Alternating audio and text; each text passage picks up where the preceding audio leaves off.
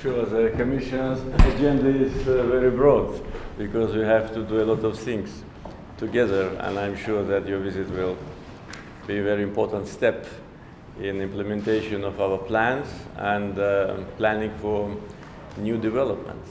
And definitely it will strengthen even more our bilateral ties, which develop very successfully.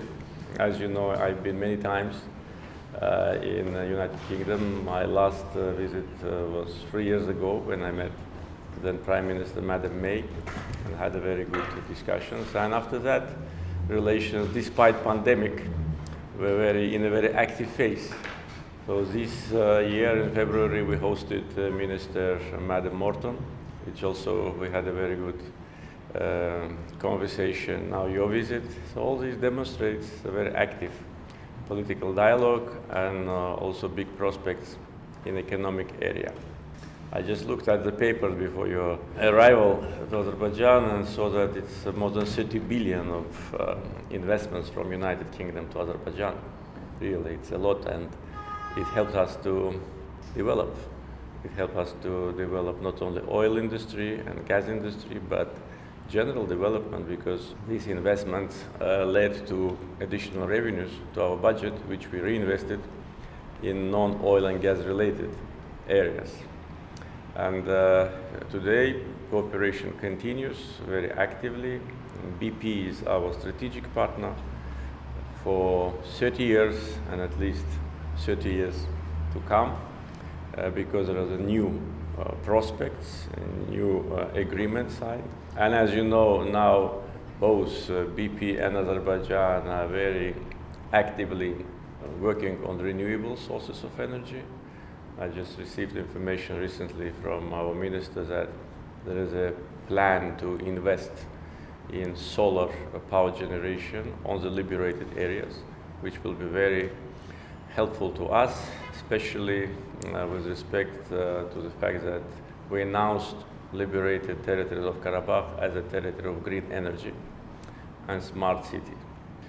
At the same time, I'd like to say that we already invited British companies as our partners, among the first foreign companies, to work with us on the restoration and reconstruction of the liberated territories, and this process already started. Already cities master plan have been prepared, and we are in a very active phase. And we want to expand cooperation with British companies, as companies from a friendly country, and I'm sure that during the session of the Commission, this issue also will be discussed. So really, we have a very broad agenda of bilateral cooperation. Once again, welcome to Azerbaijan. Your Excellency, thank you so much for your warm welcome, and it's a delight to be here. The UK, as you know, is a long-standing partner and a champion of Azerbaijan's sovereignty and independence, and we are pleased and privileged to be a close partner with Azerbaijan over so many years.